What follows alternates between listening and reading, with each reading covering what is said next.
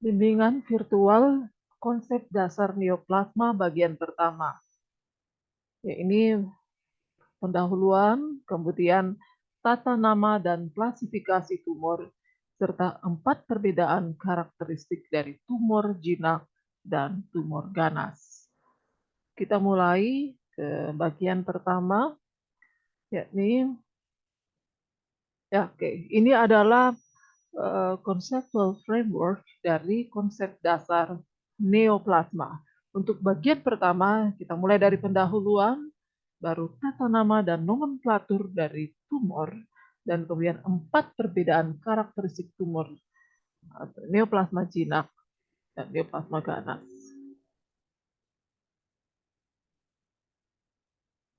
Jadi pendahuluan, neoplasma disebut juga sebagai new growth atau pertumbuhan baru.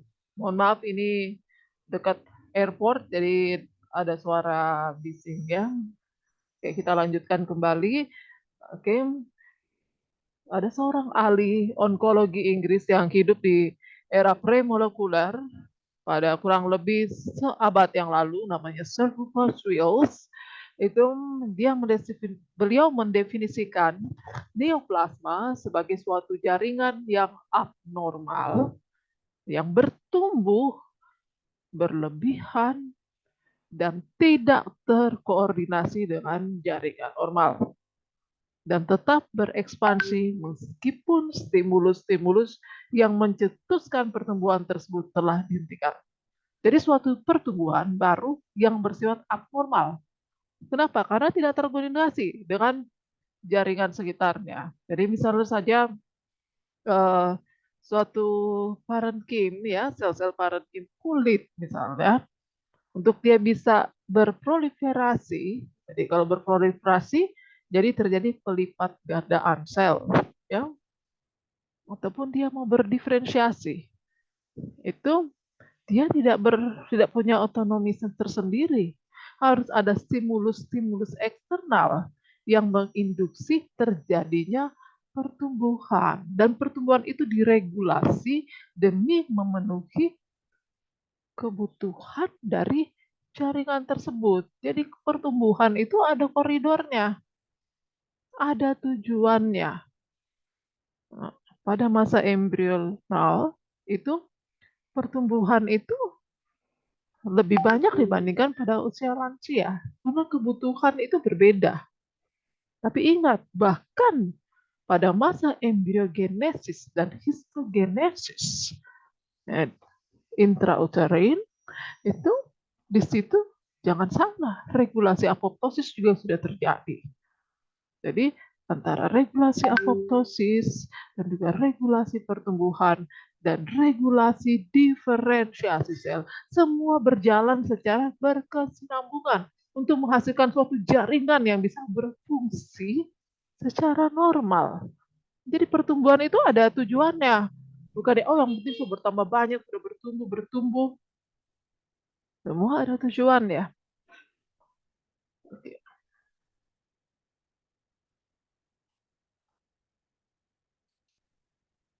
Yang jadi begitu. Jadi kalau pertumbuhan sel itu berlangsung suka-suka jadi ya yang terjadi malah jaringan tumor tersebut atau jaringan neoplasma. Oke, intermezzo kita lanjutkan kembali. Jadi semua pertumbuhan seluler itu memiliki tujuannya secara normal ya. Kita sebut sebagai secara fisiologik itu ada tujuannya. Kalau nggak bertujuan bahaya. Nah, ini yang terjadi. Ada neoplasma. Suka-sukanya dia bertumbuh abnormal, tidak terkoordinasi dengan jaringan sekitar yang seharusnya mensekresikan growth factor untuk tujuan tertentu, tujuan yang spesifik jaringan. Oke, dan juga tetap bertumbuh. Kadang-kadang biarpun growth factor sudah nggak ada, tetap saja dia bertumbuh. Jadi pertumbuhannya bersifat otonom.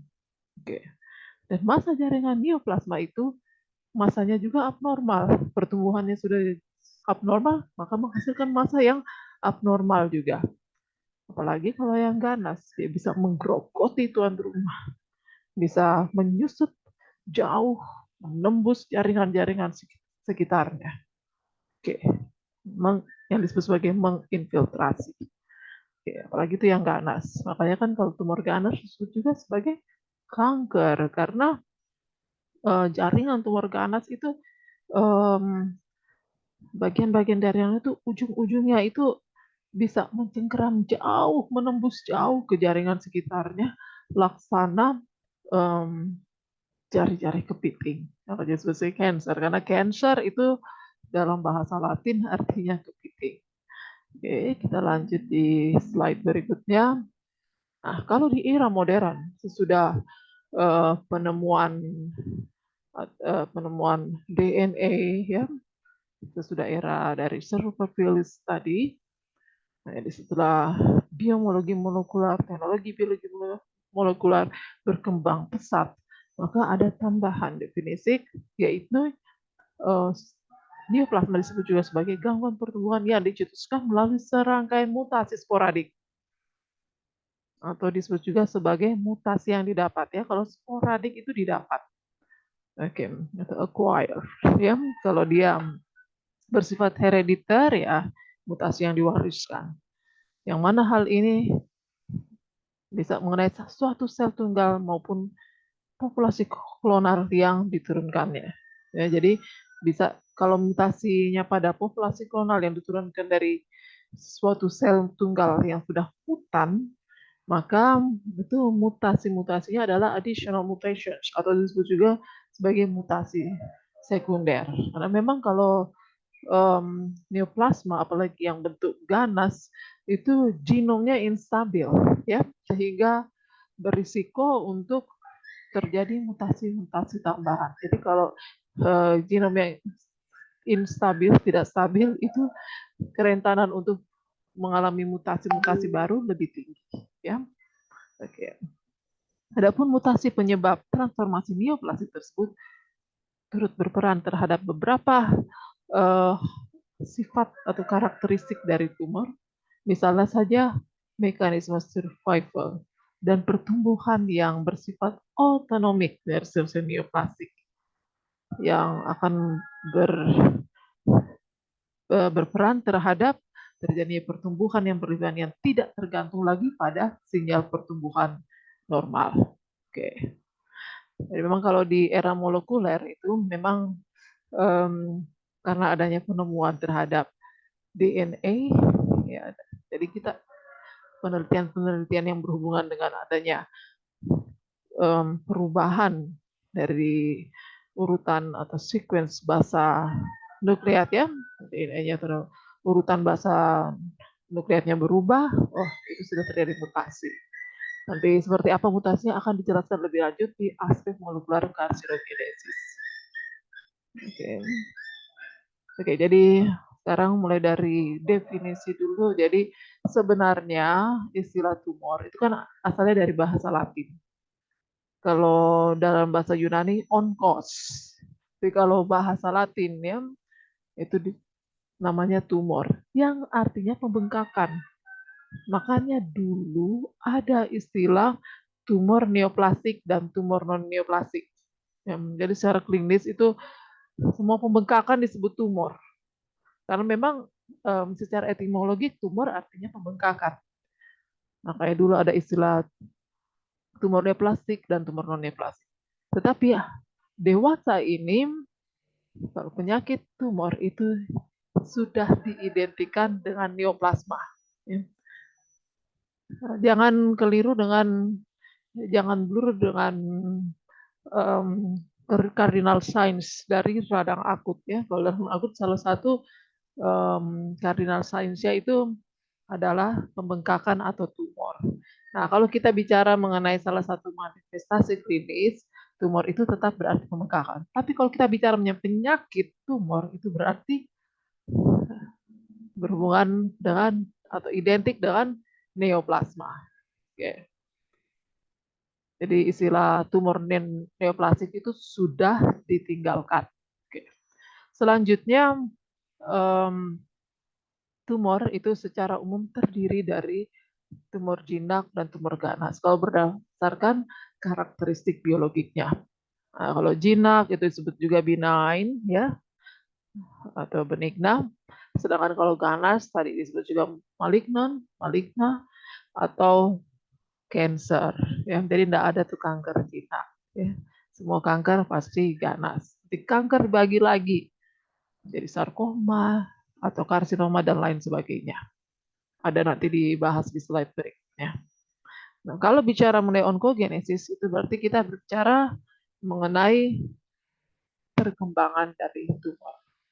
Kalau karsinogenesis itu atau lebih tepat lagi sebenarnya disebut sebagai kanserogenesis. Karena kalau karsinogenesis lebih identik dengan keganasan asal epitelia. Oke, jadi kalau karsinogenesis itu secara umum itu diidentikan dengan perkembangan kanker. Oke, dan ilmu yang mempelajari seluk-beluk mengenai neoplasma disebut sebagai onkologi. Oke, dan kalau bagian pendahuluan ini agak ngantuk ya, agak membosankan. Oke, kita lanjut di slide yang berikutnya. Nah, secara umum komposisi tumor itu terdiri dari proliferasi sel-sel tumor yang menyusun parenkim tumor, yang di sekelilingnya juga terdapat stroma penyokong. Dari jaringan tumor mau dia jinak maupun ganas itu secara umum terdiri dari parenkim tumor dan stroma penyokongnya. Stroma penyokong itu ada macam-macam, ada jaringan ikat, kemudian ada pembuluh-pembuluh darah dan lain sebagainya.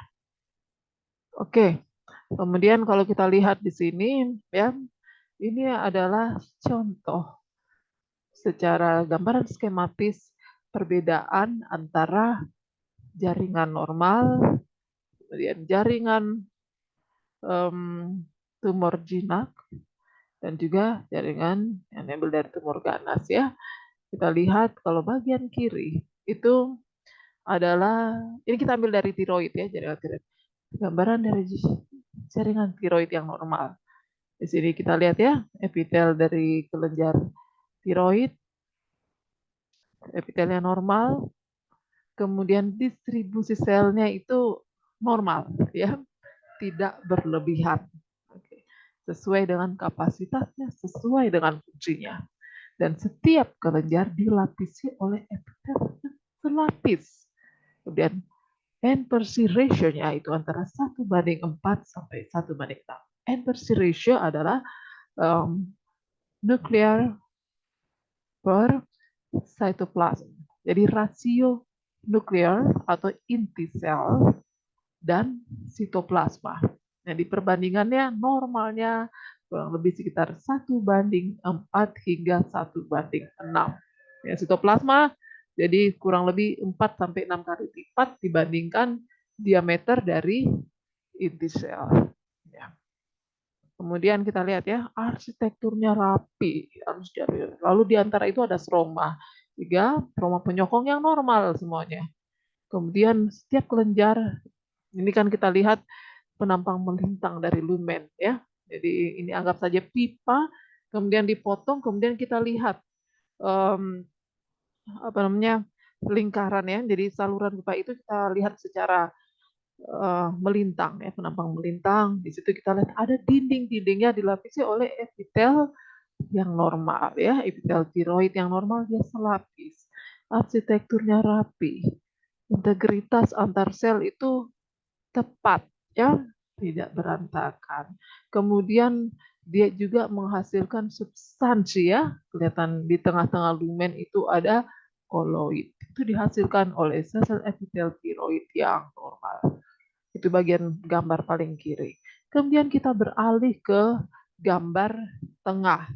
Nah, ini adalah gambaran dari suatu neoplasma tiroid jinak ya.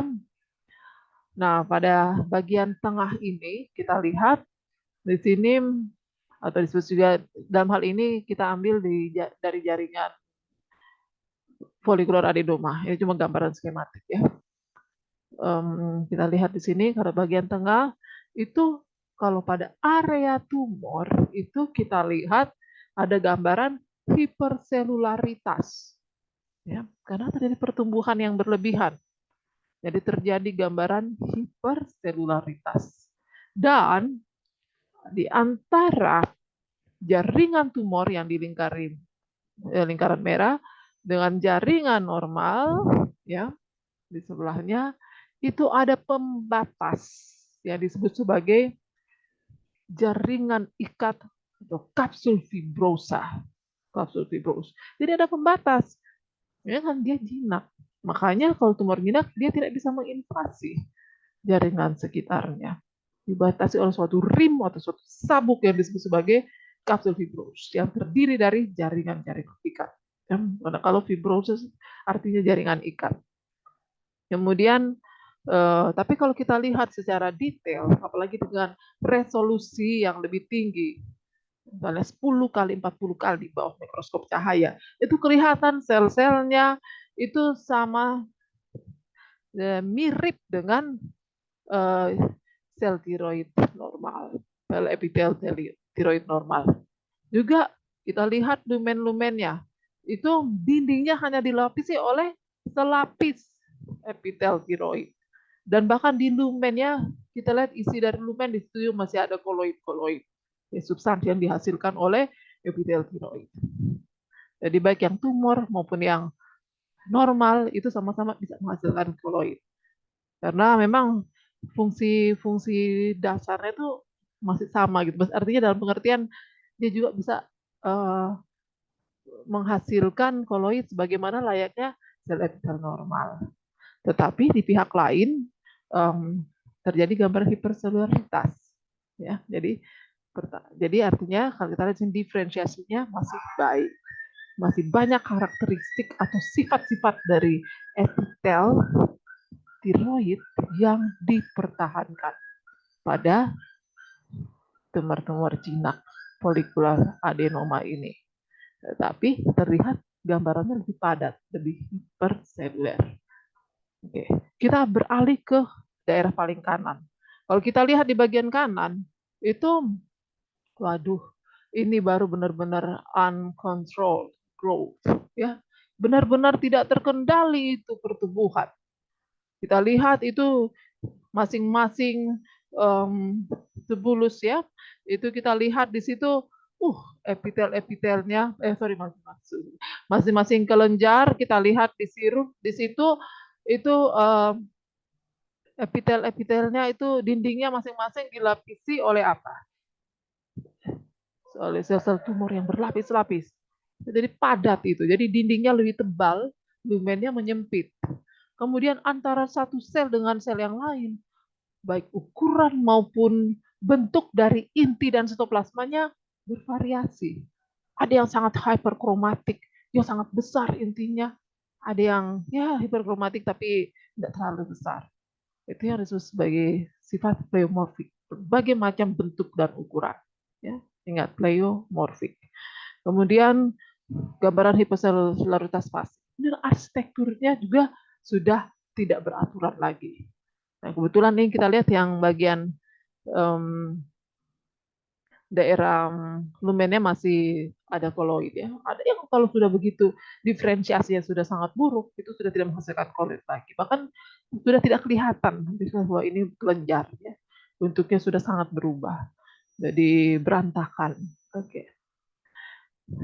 Ini contoh yang kita ambil dari tumor ganas masih dari jaringan tiroid juga yang kita sebut sebagai karsinoma folikuler dengan diferensiasi yang buruk.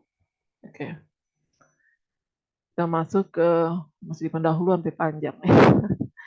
Oke, kita masuk ke bagian kedua yaitu tata nama dan nomenklatur dari tumor atau neoplasma.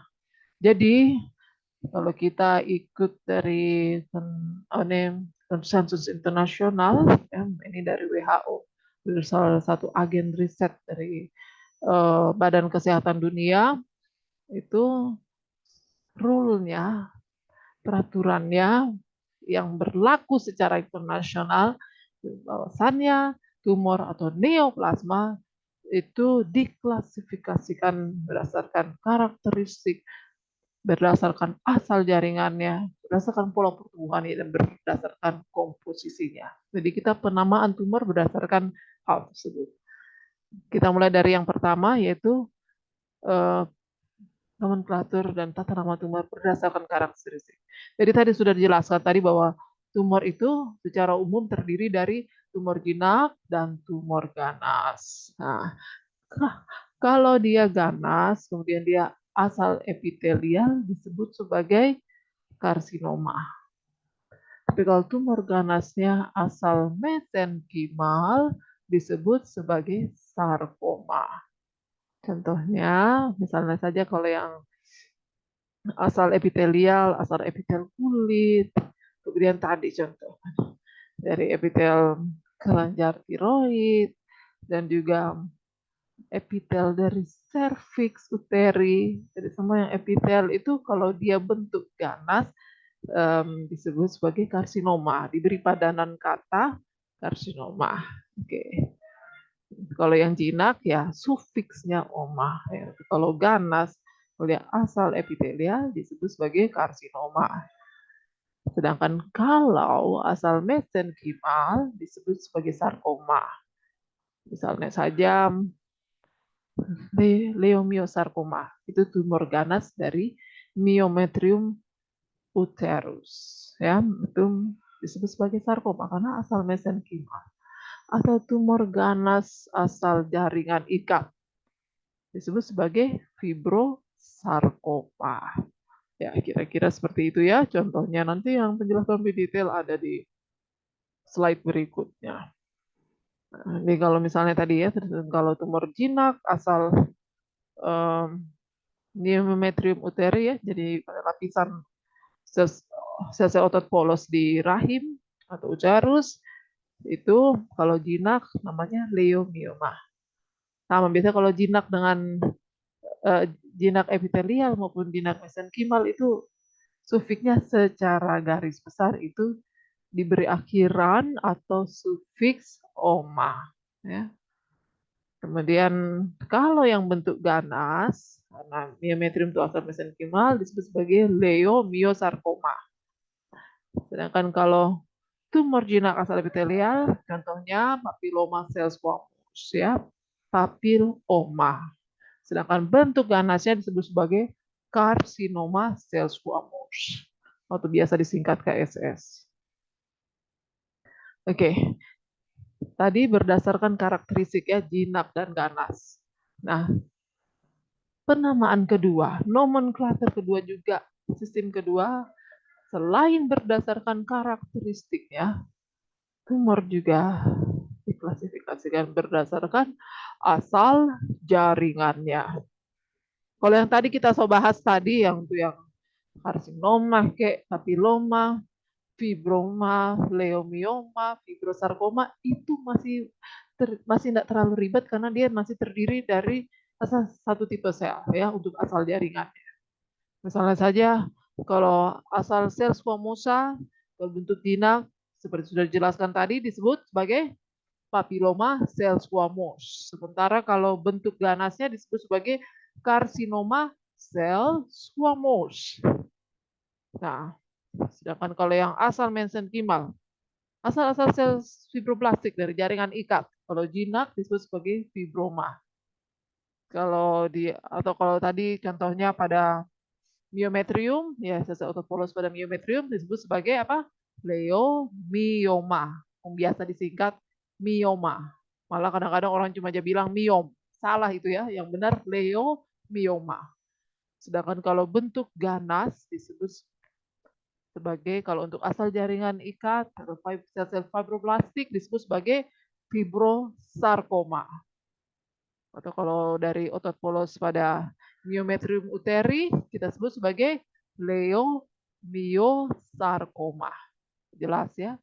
Nah, semua itu masih asal jaringannya terdiri dari satu tipe sel saja. Bagaimana kalau misalnya dia lebih dari satu tipe sel? Tapi masih berasal dari lapisan germinativum yang sama. Masih ingat kan embriologi? Belajar lagi ya, apa itu lapisan ektodermal, endodermal, mesodermal. Jadi 3 lapisan penting, lapisan germinativum, embrional. Nah, ada tumor dia itu terdiri lebih dari satu tipe sel. Disebut sebagai tumor campuran. Tapi masih berasal dari lapisan germinativum yang sama. Contohnya seperti yang kita lihat di bagian tengah, yaitu tumor mixoid atau disebut juga sebagai adenoma pleomorphic. Kalau di praktikum kita lihat itu contohnya dari kelenjar liur, ya. Di situ kita lihat sebagaimana yang adik-adik juga sudah pelajari di praktikum neoplasma. Jadi di situ kita lihat ada berbagai macam jaringan. Ada sel epitel, sel mioepitel, kemudian ini ada sel-sel epitel yang tersusun konsentris dan di tengah-tengahnya kita bisa melihat adanya gambaran keratinisasi berupa mutiara tanduk. Ya, nah ini kenapa? Karena memang sel-sel epitel secara normal memang menghasilkan keratin.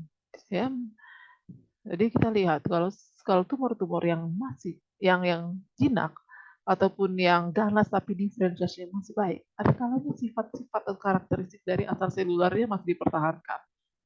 Gitu ya. Salah satu kita lihat ada gambaran keratin. Kelihatan tuh yang warna merah-merah menonjol ya, warna yang sangat eosinofilik karena hampir sebagian besar yang kita lihat di sini itu berbasis HE staining, hematoksilin dan eosin staining. Jadi myelokeratinisasi ini banyak menyerap satu warna eosin ya. Kemudian di sela-sela itu kita bisa melihat adanya jaringan ikat mixoid. Nah, jaringan ikat mixoid itu terdiri dari sel-sel stellate. Nah, sel-sel stellate itu kalau dari bahasa Latin itu artinya bintang. Ya. Karena memang DP sel-sel jaringan pada jaringan mixoid tersebut, DP sel-sel model sama dengan bintang. Emar bukan bintang sama dengan lihat di gambar-gambar anak kecil tuh bintang 5 yang DP DP bagian-bagian ada 5, DP kaki ada 5 atau kayak bintang laut bukan seperti itu ya. Patrick si temannya SpongeBob itu kan bentuknya kayak bintang 5 begitu. Tidak seperti itu. Ya, jadi nanti kalian yang kira oh kalau sel selate DP model sama dengan begitu dan sama dengan tidak seperti itu. Jadi sel selate itu sebenarnya sel jaringan ikat yang dia sitoplasmanya tertarik-tarik. Kenapa? Karena di antara jaringan mixoid itu terdapat substansi mukopolisakarida berwarna amorf kebiruan pucat yang tertimbun di sela-sela sel-sel tersebut yang menyebabkan sitoplasma dari sel-sel pada jaringan mixoid itu tertarik-tarik sehingga bentuknya menjadi seperti bintang sebagai sel-sel selate.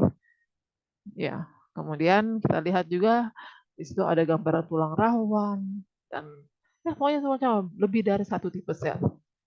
Dan karena ini jinak, kalau contohnya kalau adenoma pleomorphic contoh yang jinak itu ada dilapisi juga dengan pembatas, sabuk pembatas yaitu capsula fibrous yang membatasi dia dengan jaringan yang normal.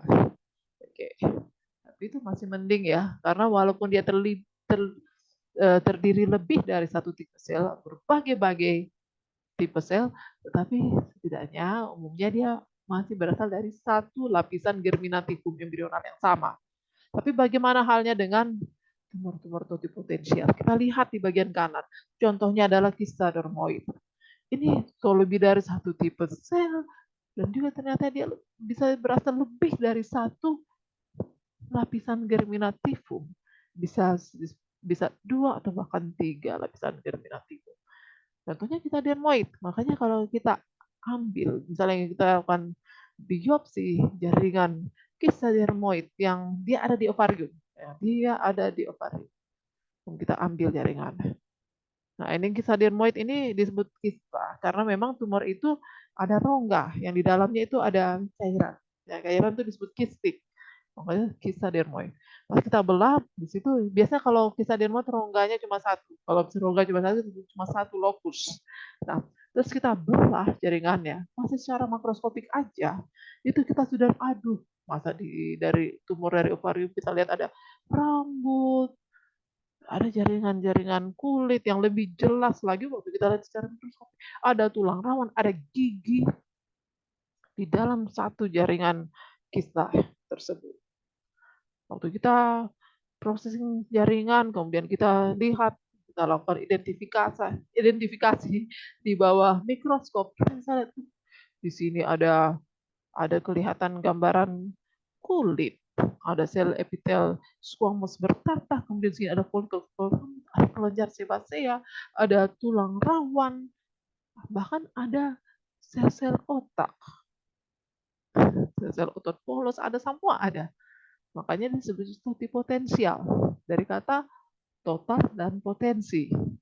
Jadi bisa berpotensi total berdiferensiasi menjadi berbagai macam tipe sel. Ini kalau bicara totipotensial itu sebenarnya berhubungan dengan stem cell atau sel punca.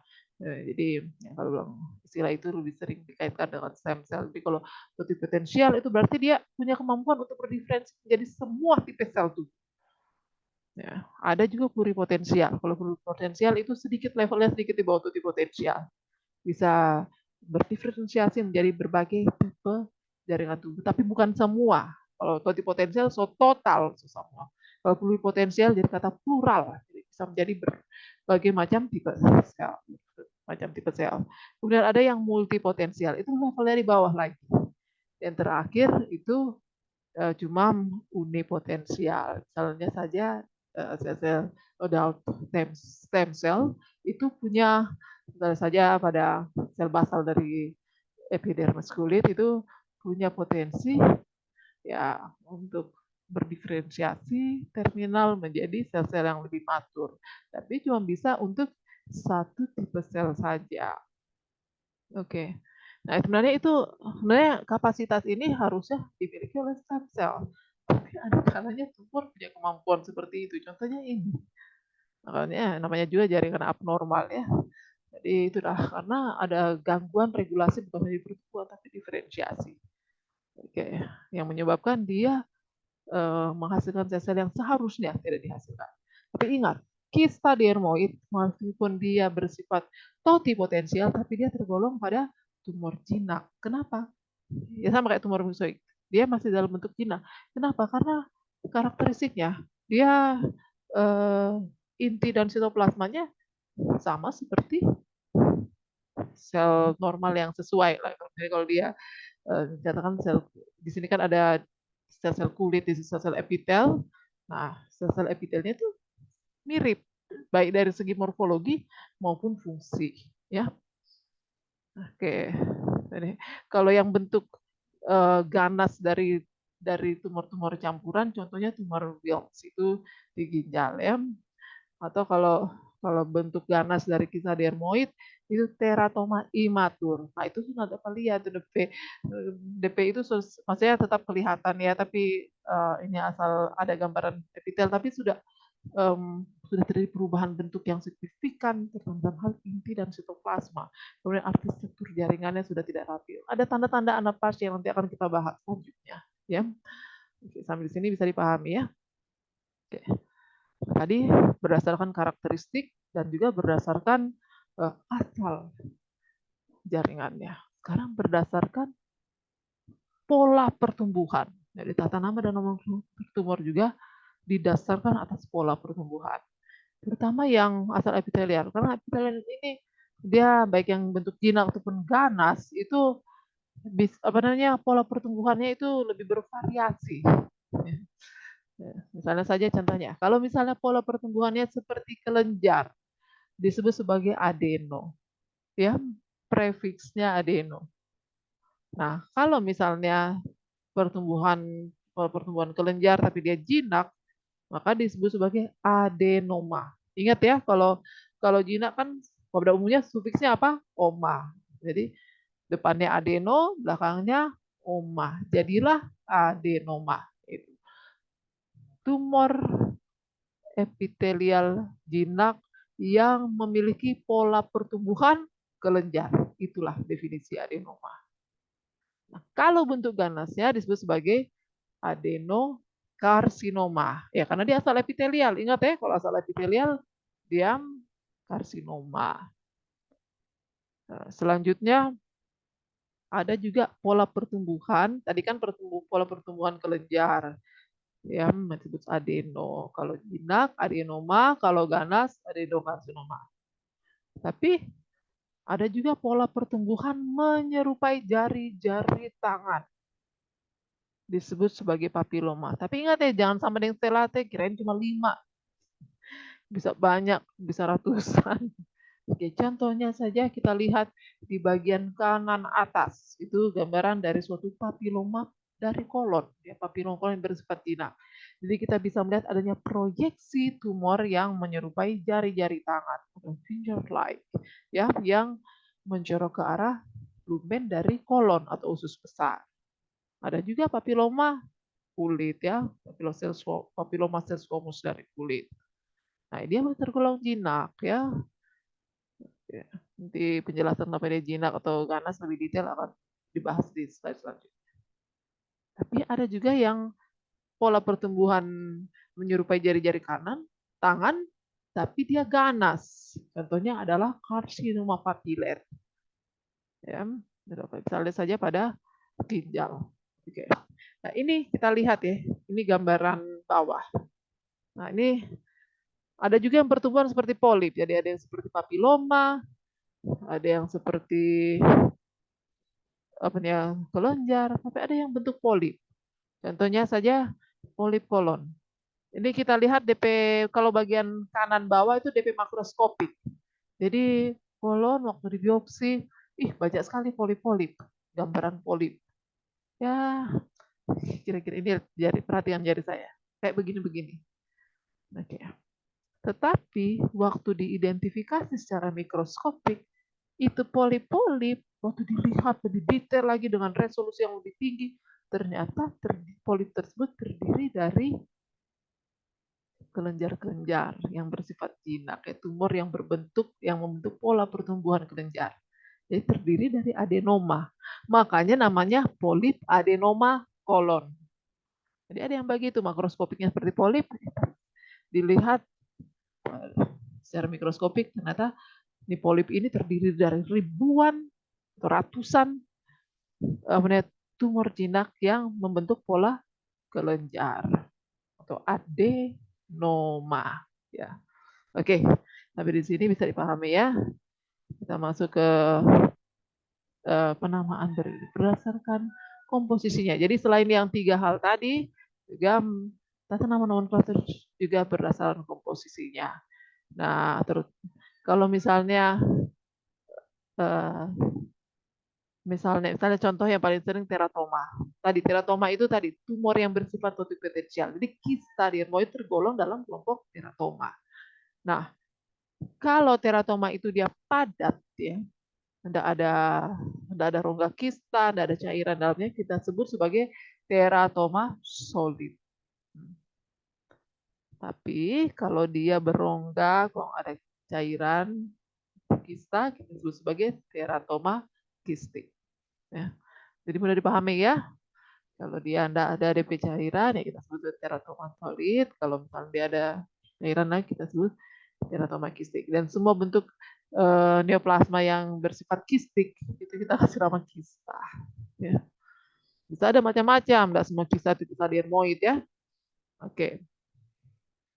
Tapi ingat ya, jangan blur dengan tumor-tumor solid. Jadi artinya gini ya, semua tumor yang bukan tumor hematologik ya, tumor hematologik tumor darah ya.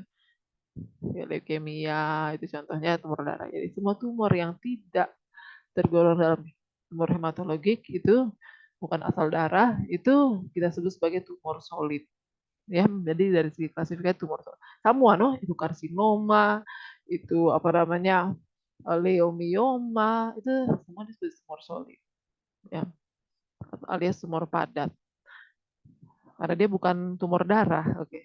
Tapi kalau padanan kata solid itu lain lagi pengertiannya. Jadi itu lebih bicara komposisi. Ya, komposisi. Oke, paham ya? Oke, selanjutnya kita masuk. Ini dia. Ini kira-kira nih gambaran atau ringkasan dari tabel klasifikasi tumor. Kalau mau lihat yang lebih detail itu lihat di apa namanya ICDO ya. Jadi itu bisa diakses ya, harus minta ke WHO bisa akses ya. Badan Kesehatan Dunia itu bagaimana. Atau kalian bisa, kalau kalian penasaran, kalian bisa minta izin di Laboratorium Patologi dan Anatomi PDPA di Malalayang, minta izin baca di tempat ya, enggak boleh bawa pulang, lihat itu seperti apa tuh klasifikasi tumor. Tebal-tebal itu dia. Ini cuma gambaran ringkas aja ya. Oke. Setidaknya kalian tahu tuh ya, contoh yang ringkas dari bagaimana itu tata nama dan nomenklatur tumor. Dilihat ya. Kalau asal mesenchymal, ada yang asal mesenchymal, kita lihat ada yang fibroma ya dari jaringan ikat.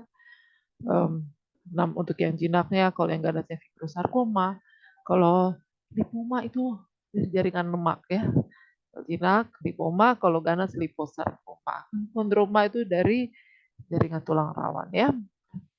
Kondroma, kalau ganasnya kondrosarkoma. Osteoma itu dari tulang ya. Yang jinak, kalau ganasnya osteosarkoma. Itu juga kalau asal endotel, itu juga kalau asal pembuluh darah ya, itu hemangioma, dan yang jinaknya ganas hemangiosarkoma. Kalau untuk pembuluh limf, kalau yang jinak limfangioma, kalau yang ganasnya limfangiosarkoma. Atau yang tadi, sel-sel otot. Kalau asal sel otot polos, misalnya saja otot polos dari mioma uteri, itu jinaknya leiomioma, yang biasa orang awam bilang mioma, orang singkat lagi jadi miom. Harusnya yang benar sesuai dengan nomenklatur tumor namanya adalah leiomioma. Dan kalau dia asal uteri, asal uterus disebut sebagai leiomioma uteri. Bentuk ganasnya leiomiosarkoma. Kalau sel-sel otot lurik ya, atau otot-otot skelet yang jinak disebut sebagai rhabdomioma, sedangkan bentuk ganasnya disebut sebagai rhabdomiosarkoma. Nah, sekarang kita lanjut ke asal epitelial. Contoh berlapis gepeng. Squamous bertatah ya, bertatah ya, bukan bertahta. Beda ya, bertatah itu berarti berlapis. Nah, squamous bertatah, kalau jinaknya contohnya papilloma cell squamosa, seperti yang kalian sudah pelajari di praktikum, dan kalau yang berganasnya karsinoma cell squamosa. Begitu selanjutnya ya. Kemudian ini semua yang tadi kita bilang fibroma lah, hemangioma lah, leiomioma, rhabdomyosarkoma, papilloma cell squamous, carcinoma cell squamous, semua itu masih terdiri dari satu tipe sel parenkim. Nah, bagian paling bawah kita lihat adalah yang lebih dari satu tipe sel neoplasmik, neoplastik yang disebut sebagai tumor campuran, tapi umumnya masih berasal dari satu sentrium germinativum yang sama. Contohnya, kalau asal kelenjar liur, atau yang kalau yang jinak disebut sebagai tumor myxoid atau adenoma pleomorphic. Oke. Atau disebut juga sebagai tumor myxoid. Kemudian tabelnya berhenti sampai di sini. Kemudian ada juga yang lebih dari satu tipe sel dan juga lebih dari satu sentrium germinativum. Izin ya.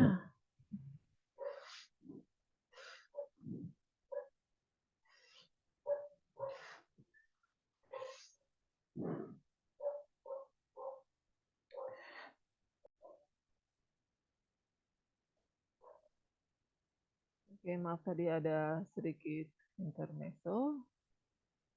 Oke, jadi tadi yang terakhir yang tadi sampai di tabel tata nama dan nomenklatur tumor. Jadi kalau yang paling akhir itu contohnya ya tadi kisah dermoid, dan kalau bentuk ganasnya disebut sebagai teratoma imatur. Ya, kalau yang imatur kenapa disebut sebagai imatur? Karena sudah anaplastik, diferensiasinya buruk. Karakteristik dan sifatnya sudah, karena kan kalau semakin baik itu diferensiasi disebut sebagai matur. Sebaliknya kalau diferensiasinya buruk, itu sel-sel itu mirip dengan sel-sel primitif. Yang disebut sebagai sel primitif bukan seperti makhluk purba, ya jangan salah paham. Jadi primitif itu berarti dia potensinya itu lebih ke arah seperti sel-sel stem. Cuma bedanya kalau yang tumor ganas ya, dia punya karakteristik seperti sel stem, tapi bukan untuk fungsi yang fisiologik ya, cuma meniru saja. Ya, oke. Kira-kira seperti itu. Aduh, memang neoplasma agak rumit, jadi ya memang harus banyak belajar kalau neoplasma. Makanya kenapa saya kasih bahan itu ada yang PowerPoint, ada juga yang dalam bentuk materi yang bisa kalian baca. Karena kadang-kadang kalau PowerPoint itu ada cuma lihat gambar bingung.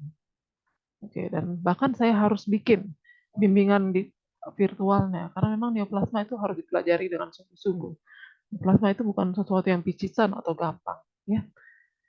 Bahkan saya sangat mengharapkan ke depannya dari adik-adik ini menjadi seorang onkolog, seorang pakar-pakar yang mungkin bisa menemukan terapi yang lebih baik untuk menata laksanaan pasien kanker. Makanya saya mencurahkan perhatian yang sangat besar dalam memberikan materi.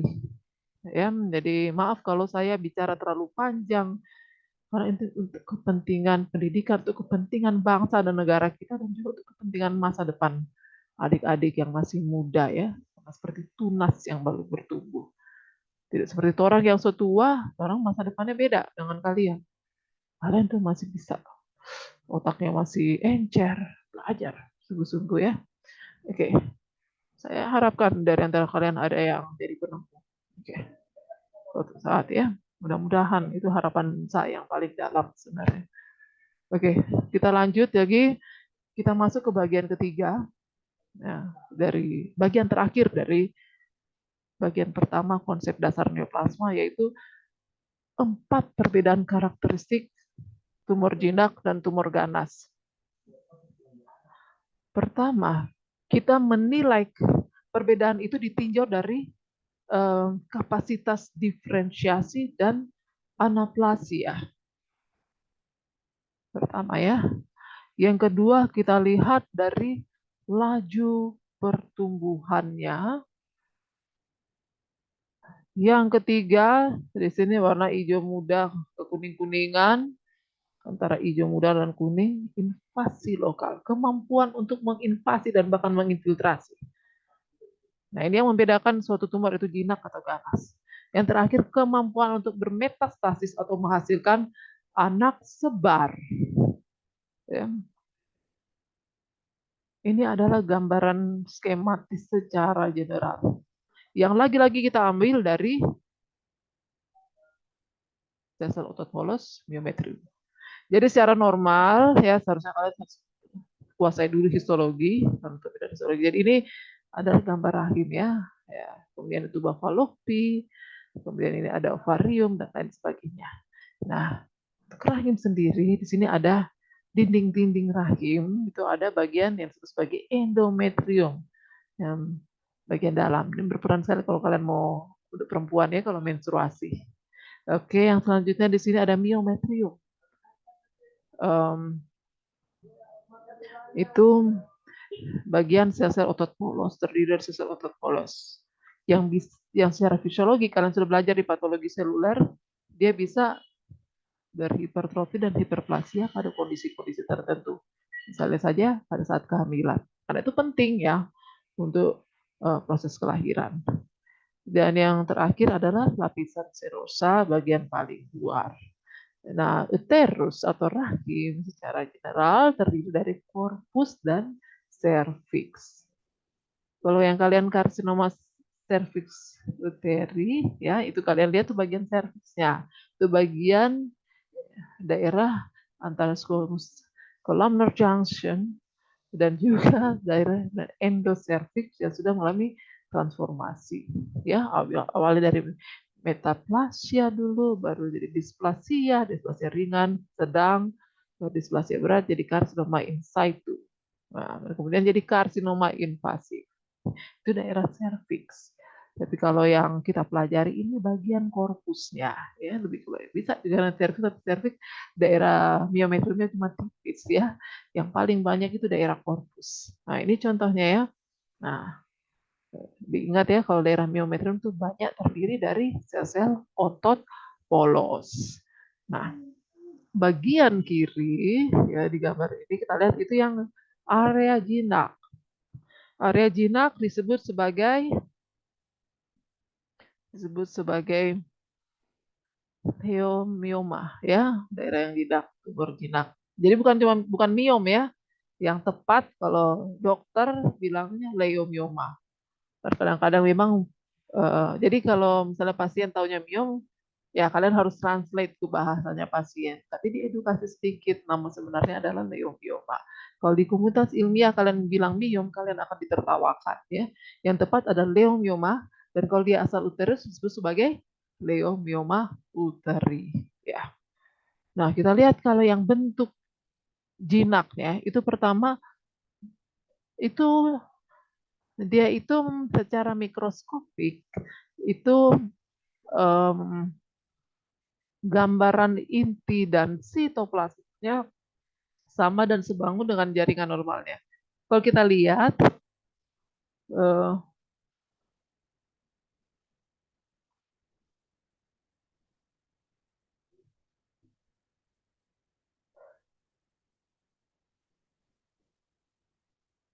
ah, kalau kita lihat ya, ini kalau bagian ini lihat ya di aduh dari tadi saya baru dapat pointer ya, maaf saya gaptek. Oke, kalau eh mati lagi, maaf ya. Ulang lagi. Oke.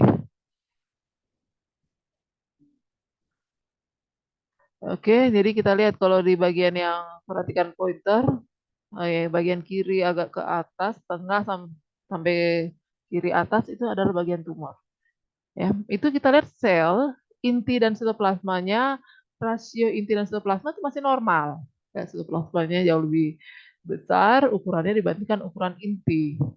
Kemudian intinya bentuknya normal, tidak ada gambaran hiperkromatik, ya. Tapi dia lebih hiperseluler, ya. Kalau neoplasma tuh mau jinak atau ganas harus ada gambaran hiperselularitas. Bandingkan dengan bagian kanan bawah itu yang normal ya. Jadi morfologi inti dan sitoplasma masih sama, cuma jumlahnya jauh berbeda. Kemudian pola pertumbuhannya itu mirip seperti pusaran air, makanya disebut sebagai wallet pattern. Ya, oke. Kemudian secara makroskopik maupun mikroskopik itu kelihatan batas antara jaringan tumor dengan jaringan sekitarnya itu normal, ya, atau well demarcated. Ya, jadi tidak ada penyusup-penyusup gitu, tumor-tumor yang masuk ke dalam. Kenapa? Karena di sini ada kapsula fibrosa yang membatasi antara daerah yang tumor dan daerah yang normal. Pertumbuhannya juga lambat dan pada umumnya sangat dipengaruhi oleh hormon estrogen. Ya. Dan karena dia well demarcated, ya, jadi dia berbatas tegas dan ada kapsul fibrosa pembungkusnya, maka dia tidak menginvasi jaringan sekitar ya, non invasif. Dan karena dia invasi aja nggak bisa, apalagi metastasis. Atau jadi dia tidak mampu untuk bermetastasis atau tidak mampu untuk membentuk anak sebar di organ-organ jauh. Dan yang tadi sudah dikatakan well differentiated, iya otomatis diferensiasinya baik, ya, diferensiasinya baik kan. Kalau dia so diferensiasi so bukan tumor jinak. Oke. Yang tadi yang sudah saya jelaskan inti dan sitoplasmanya, morfologinya, ukurannya sama persis dengan yang jaringan normal. Itu untuk bagian jinak. Untuk bagian ganas, kita lihat ya, bagian kanan. Misalnya ini masih di jaringan yang sama, kita ambil di jaringan sama yaitu myometrium. Di sini ada kalau ganas disebut sebagai myometrium uteri. Jadi kalau ganas disebut sebagai sarkoma uteri. Ya. Nah, kalau yang ganas kita lihat ukurannya jauh lebih besar dan dia cepat sekali bertumbuh. Kemudian batas antara jaringan tumor dan jaringan normal tidak jelas. Ya. Bahkan kita lihat ini, ada yang menyusup, yang bersifat invasif dan infiltrasi, menyusup jauh ke jaringan normal. Laksana jari-jari kepiting. Ya.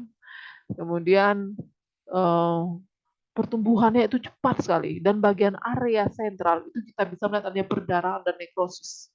Ya, itu karena terlalu agresif, terlalu cepat. Daerah-daerah yang nekrosis itu daerah yang tidak mendapat suplai suplai nutrisi yang adekuat. Ya, berantem dengan sesama saudara-saudaranya yang sama-sama sel tumor, saling bersaing satu sama lain. Yang bagian tengah yang jadi korban, ya, maka daerah sentral itu kita bisa menemukan area perdarahan dan juga nekrosis. Ya, kan kalau perdarahan juga, ya, dan kenapa tadi perdarahan? Karena biasa kalau pada sel kanker itu ada proses angiogenesis yang bersifat patologi, ya, di mana pembuluh-pembuluh darah yang dihasilkan itu kualitasnya buruk, rapuh, mudah berdarah, akhirnya nggak dapat supply deh. Daerah-daerah yang hemoragik nggak dapat supply, matilah dia. Oke. Apalagi karena dia rapid grow, jadi pertumbuhannya itu cepat, jadi dia tuh lebih kebutuhan untuk makan itu juga cepat ya. Jadi cepat mati juga di satu sisi. Di sisi lain dia juga bisa lebih mudah survive.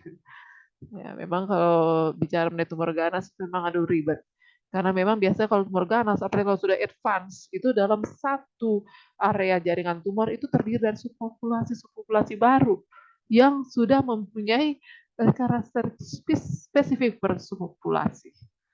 Oke, karena tadi adanya additional mutation yang sudah dijelaskan tadi di definisi neoplasma era molekuler. Oke. Kemudian ya otomatis diferensiasinya buruk.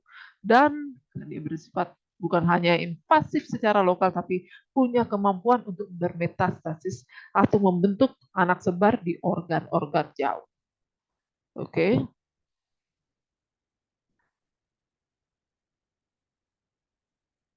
Oke.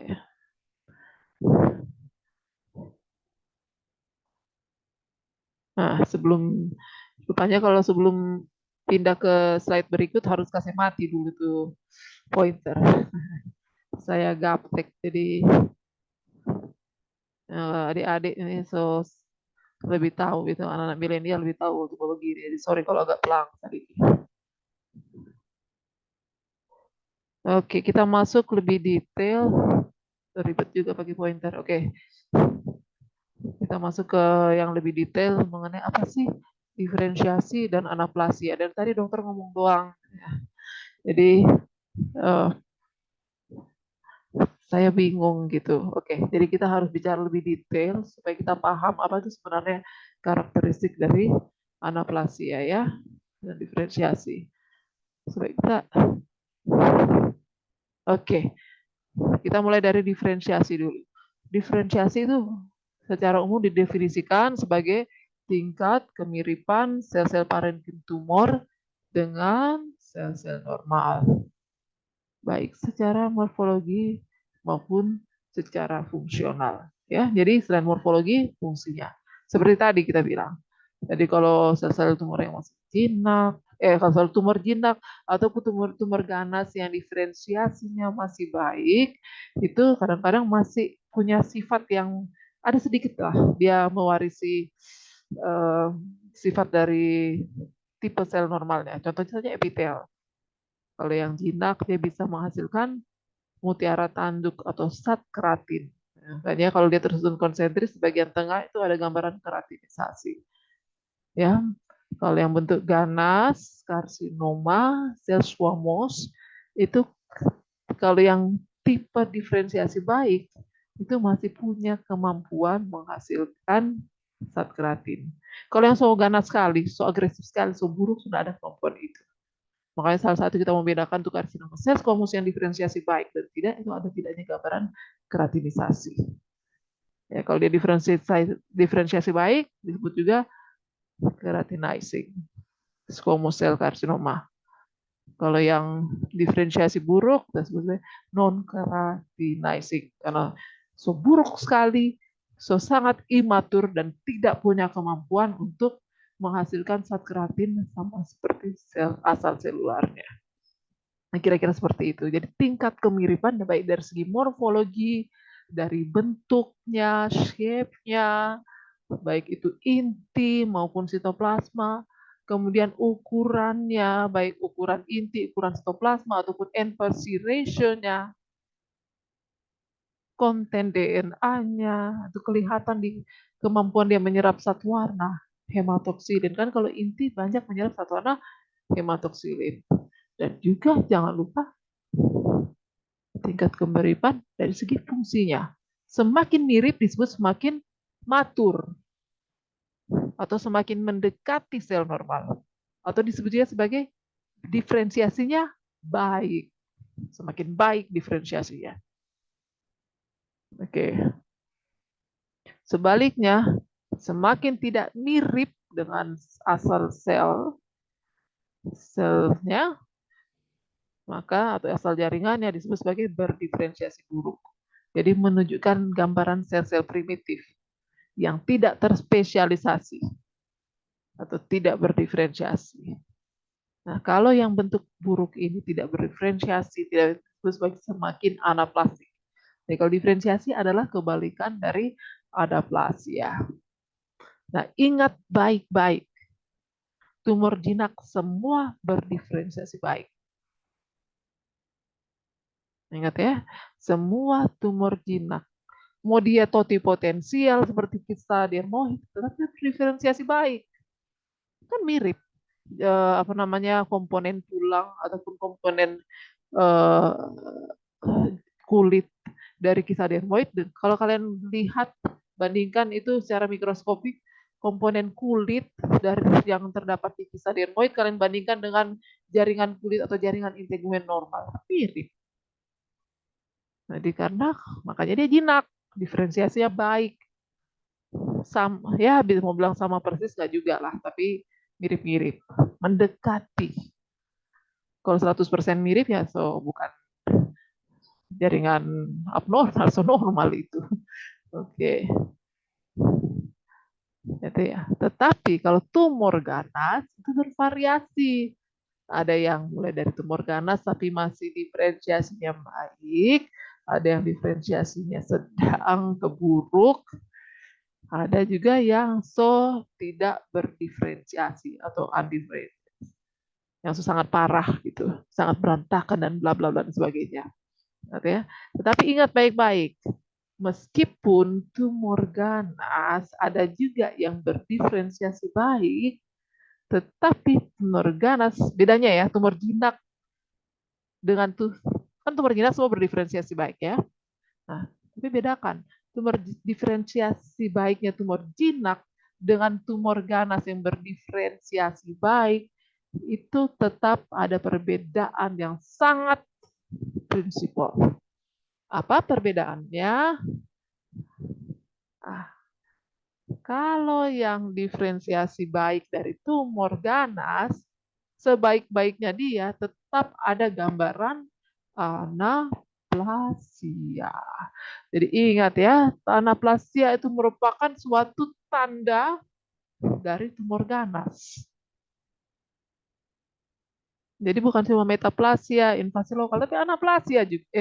Jadi bukan cuma metaplasia, bukan cuma metastatik atau invasi lokal, tapi juga anaplasia. Jadi ingat, tumor jinak tidak ada gambaran anaplasia. Ya, kadang-kadang ada sih area-area borderline. Ya itu kok itu bagian spesialis patologi anatomi. Tapi kalau yang kalian pelajari ya, basic konsepnya itu tumor jinak itu tidak ada gambaran anaplasia. Anaplasia adalah ciri yang menandakan adanya transformasi keganasan. Nah, anaplasia ada yang tingkatnya rendah, ada yang tingkatnya tinggi. Ya, semakin tinggi tingkat anaplasia, maka semakin buruk derajat diferensiasinya. Dan berlaku sebaliknya. Kalau anaplasia derajat rendah, diferensiasinya baik. Jadi kalau tumor ganas yang diferensiasi baik, tetap ada gambaran anaplasia, tetapi anaplasianya tidak terlalu parah. Jadi atau anaplasia tingkatannya rendah. Bukan seperti yang tumor yang sudah berdiferensiasi buruk ataupun bahkan yang sudah undifferentiated, tidak berdiferensiasi lagi. Itu anaplasianya so parah, itu so tingkat tinggi. So level profesor. Anaplasia level profesor. Itu yang diferensiasi buruk. Oke. Nah, sekarang bicara-bicara anaplasia, apa sih anaplasia itu? Nah, ini kalau kalian mau lihat gambaran mikro. Jadi kalau kalian mau tahu tumor itu anaplasia atau enggak, kalian enggak bisa lihat dengan mata telanjang. Itu harus lihat di bawah mikroskop. Ya, karena anaplasia itu untuk kalian identifikasi ada tidaknya anaplasia itu harus lihat di bawah mikroskop. Makanya semua diagnosis yang berhubungan dengan tumor ataupun misalnya ada saran klinis curiga, oh ini kayaknya ini tumor deh. Nggak tahu ini pokoknya kalau misalnya ada suatu jaringan abnormal yang dibiopsi, dapatnya bisa jadi jinak, tapi tidak tahu di sentral dari situ sudah ada perubahan anaplastik. Makanya semua harus dikonfirmasi dalam pemeriksaan histologi anatomi. Tidak bisa hanya diidentifikasi secara klinis. Dan itu adalah standar dari WHO. Bukan standar dari bagian patologi anatomi. Bukan mentang-mentang kita ini pengajar di bagian patologi anatomi, oh harus bawa ini. Bukan. Di mana-mana itu harus ada konfirmasi diagnosis histopatologi. Kecuali untuk tumor-tumor yang sulit ya dijangkau, ya kita pakai pencitraan, ya, imaging. Tapi sedapat mungkin itu harus ada diagnosis patologiknya. Ya, kenapa? Karena anaplasia hanya bisa diidentifikasi secara mikroskopik. Oke, apa tuh ciri-ciri anaplasia? Kita lihat ditinjau dari perubahan morfologi, dari abnormalitas mitosis, ada tidaknya sel datia tumor, walaupun tidak semua juga sel anaplasik atau ada sel datia tumor. Biasanya kalau yang diferensiasi masih baik, belum tentu ada ya. Oke, tapi itu juga salah satu yang kita tinjau. Oh berani ada sel datia tumor, pasti itu anaplastik. Oke, walaupun mungkin masih kecil, terselubung di antara jaringan tumor yang besar yang mungkin bagian lapis-lapis luarnya ada pada jinak. Tahu di dalam sudah ada perubahan anaplastik. Nah, makanya perlu adanya konfirmasi diagnosis histopatologi. Ya. Kemudian adanya gangguan polaritas serta ada nekrosis. Nah, ini ya. Pertama, anaplasia. Kita lihat dari ada tidaknya perubahan morfologi. Ingat ya,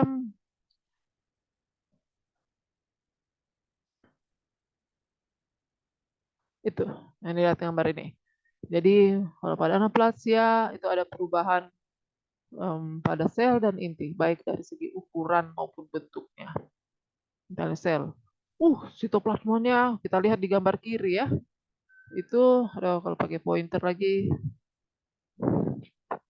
agak ribet. Atau enggak usah aja pakai pointer. Oke, jadi perhatikan ya, gambar kiri itu kita lihat di sini contohnya pada rhabdomyosarcoma. Itu sel-sel tumornya kalian lihat tumor ganas itu. Sitoplasmanya ada yang besar, ada yang kecil, ada yang sangat amat besar, ada yang tidak terlalu besar. Ya. Nah, banyak sekali variasi dari ukuran dan juga bentuk. Bentuknya sudah beraturan. Ya, makanya disebut sebagai pleomorphic. Nah, ini tidak pakai i, salah tulis saya. Pleomorphic. Kemudian bukan hanya itu, kita lihat intinya. Intinya di sini, contoh ya masih di gambar kiri atas, itu intinya itu relatif besar dibandingkan ukuran sel. Ada juga yang memang sitoplasmanya juga besar, tapi ada juga yang intinya jauh relatif besar dibandingkan ukuran sel. Jadi makanya sebagai inti yang primitif ya, seperti sel-sel primitif. Ya, intinya besar-besar. Kenapa? Karena konten DNA-nya sudah berubah. Dia banyak menyerap satu warna hematoksilin, makanya disebut sebagai hiperkromatik. Ya, kemudian rasio kok ada kalanya kalau kita lihat di sini ada tuh yang sel besar kemudian intinya banyak, ini sel datia. Jadi kalau sel datia itu sel besar berukuran besar sangat besar kemudian intinya banyak. Cuma bedanya kalau dengan datia Langhans pada jaringan pada granuloma tuberkel itu intinya bukan inti anaplastik ya, intinya normal, cuma ukurannya banyak. Dari segi morfologi dan kromasia dia dia normokrom ya, dia normokrom, kemudian morfologinya teratur.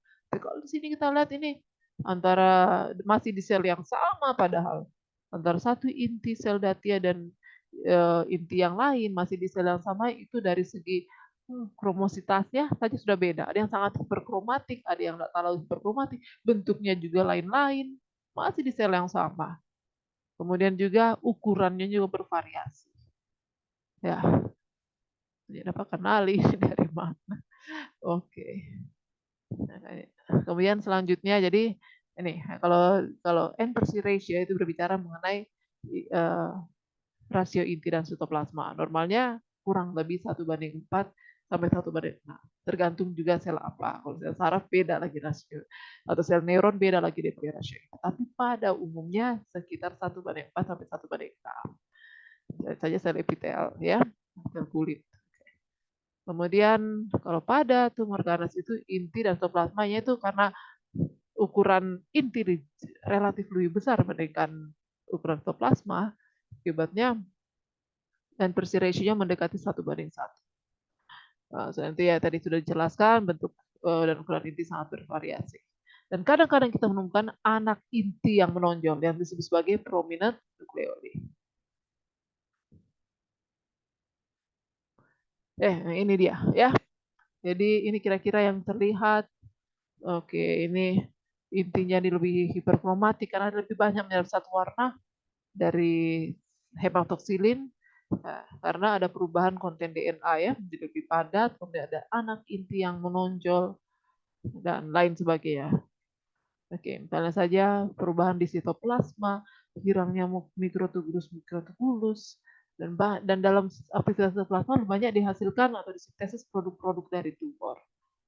Oke, dan juga ada hilangnya kohesi sehingga hubungan antar sel itu jadi renggang. Dan makanya jadi lebih berantakan polaritasnya. Kohesi, adhesis, semuanya pokoknya inhibisi kontak itu hilang semua.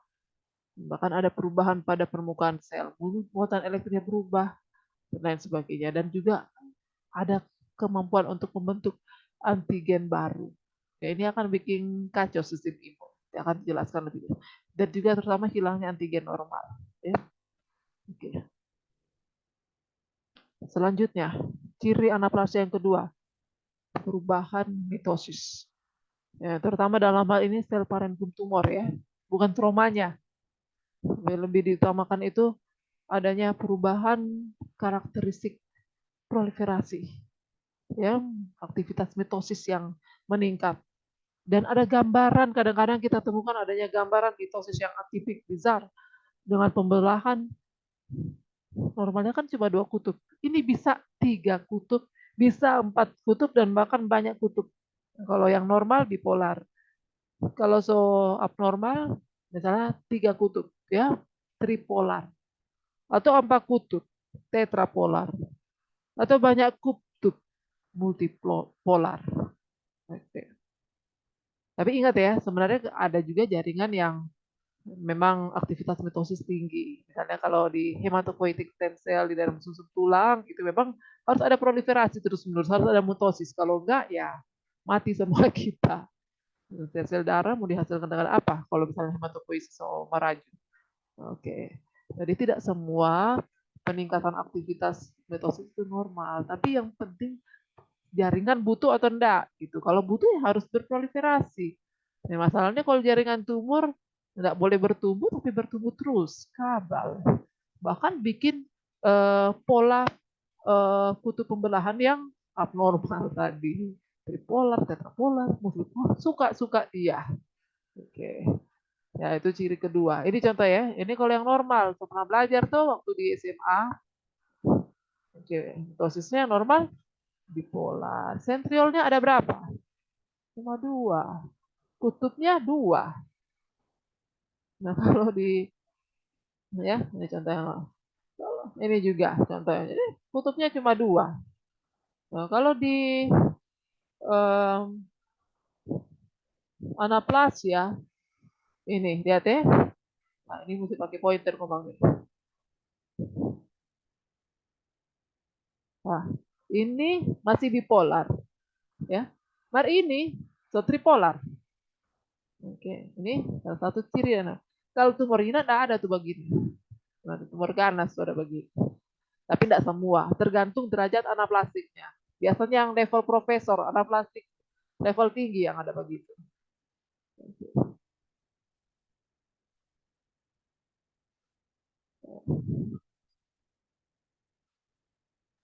Ini jaringan kurang bagus ini, jadi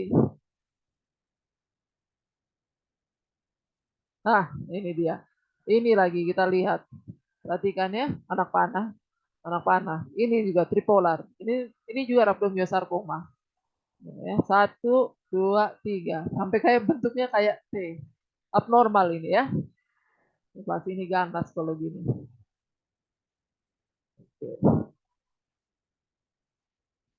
Nah, terus lagi ciri anaplasti ketiga, pembentukan sel datia tumor. Sudah jelaskan tadi ya.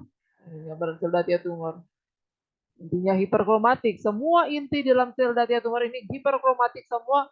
Kok antar satu inti dan inti lain, baik bentuk maupun ukurannya beda-beda. Kemudian kita lihat ciri yang keempat, gangguan polaritas atau disorganisasi. Di mana sel-sel yang ada dalam jaringan tumor itu ada parenkitor so amburadul ya, tersusun tidak beraturan karena polaritas menghilang. Kenapa? Karena itu komunikasi intersel itu adesi dan juga kohesi dan lain sebagainya sudah ada. Jadi ada integritas antara satu sel parenkim dan sel parenkim lain. So baku musuh orang semua. Baku bersaing untuk mendapat asupan energi. Ya, jadi bukan cuma bersaing dengan DP sel-sel normal di sekitarnya. Dorang deng dorang baku bersaing. Itu dia. Itu, makanya ada gambaran berantakan. Jadi sama sepertinya. Seperti begini. Kalau di kelas, normalnya dosen atau bapak guru, ibu guru duduk di depan. Kemudian anak-anak, mahasiswa, adik-adik mahasiswa duduk menghadap ke dosen. Ya, semua ke arah dosen. Normalnya kan gitu. Nah, kalau pada gangguan polaritas, kalian bisa imajinasikan. Itu dosen so duduk membelakangi mahasiswa, mahasiswa ada yang ke kiri, ke kanan, menghadap belakang, ada yang so menghadap ke atas, kaki di atas, kepala di bawah. Berantakan.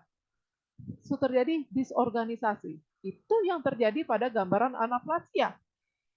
Ya, terjadi gangguan polaritas karena sudah tidak ada komunikasi yang normal antara satu sel dengan sel yang lain. Ya, bisa dipahami. Nah, itu, dorang saling bersaing satu sama lain. Makanya salah satu yang kita lihat di gambaran kelima dari anaplasia, kita lihat adanya gambaran nekrosis, lingkaran orange di gambar bawah, kanan bawah. Terutama di area-area yang hemorrhagic. Karena orang bersaing, baku bersaing satu sama lain, agresif semua. Cari makan, cari makan. Tidak baku ingat. Dengan kita teman-teman. Oke. Ya, dan daerah yang paling tengah sentral itu bisa mengalami nekrosis iskemik karena dia tuh yang paling terhimpit, dia yang paling minim suplai energi atau daerah yang dekat dengan hemorrhagic ya, daerah perdarahan. Nah, ini semua selesai ini. Laju pertumbuhan. Jadi tadi ya, perbedaan karakteristik tumor jinak dan ganas. Pertama, derajat diferensiasi dan anaplasia. Yang kedua, laju pertumbuhan. Kalau tumor jinak tumbuh secara perlahan-lahan, ya slow growing, nyantai-nyantai. Kadang-kadang juga tidak tetap, tergantung ada tidaknya faktor pertumbuhan yang mendukung pertumbuhan. Misalnya saja kalau leiomyoma, itu biasanya kalau sudah ada itu kalau masa menopause sebagian regresi karena estrogennya sudah tidak dihasilkan. Kan leiomyoma pada umumnya berhubungan dengan estrogen. Oke. Estrogen, stimulus estrogen so hilang, menyusut lagi ya. Sudah ada seperti masa-masa uh, usia reproduktif. Selanjutnya, kalau yang ganas ya sebaliknya. Pertama dia pertumbuhan cepat. ya, bahkan menjelang turun dan bunuh tuan rumah, dan juga yang pasti laju pertumbuhan tidak tergantung dengan stimulus eksternal, karena dia punya kemampuan untuk secara otonom untuk menghasilkan apa namanya sinyal-sinyal pertumbuhan intraseluler. Oke, yang terjadi ya. Oke. Selanjutnya, karakteristik yang membedakan, karakteristik ketiga yang membedakan suatu tumor jinak dan tumor ganas, pertama adalah kalau tumor jinak tetap terlokalisir, dia pertumbuhan lambat, dan sekeliling tumor terbentuk jaringan ikat yang umumnya disebut sebagai kapsula fibrosa. Ya. Dan dia juga mudah, kalau misalnya di biopsi, dia mudah dipisahkan dari jaringan sekitarnya. Nyandak lengket, nyandak apa ya, kalau bilang terfiksir dengan jaringan sekitarnya. Itu karakteristik tumor jinak. Dan itu bisa diamati baik secara makroskopik maupun mikroskopik. Beda dengan kalau anaplasia dan diferensiasi, harus lihat secara mikroskopik. Sebaliknya tumor ganas, aduh kalau mau biopsi susah sekali. Karena dia sudah mencengkram, menginvasi dan bahkan menginfiltrasi jaringan-jaringan sekitarnya. Ya, susah kalau mau biopsi dikeluarkan. Kita harus, kalau mau biopsi, kalau tumor ganas itu area sekitarnya juga harus diangkat. Bukan cuma sudah diangkat, leh.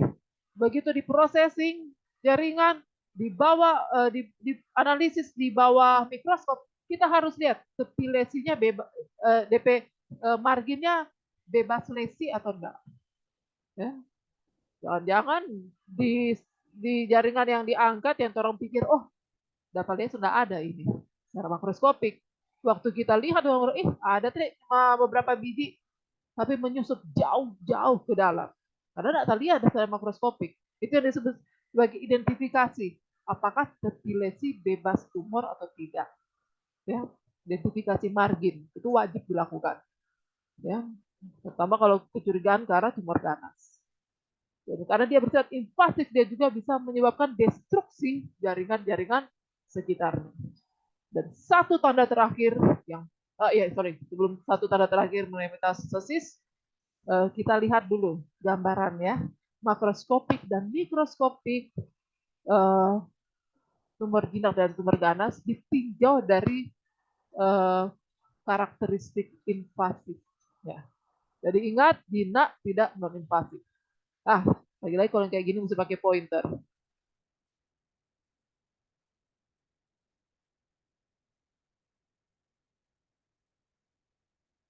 Nah.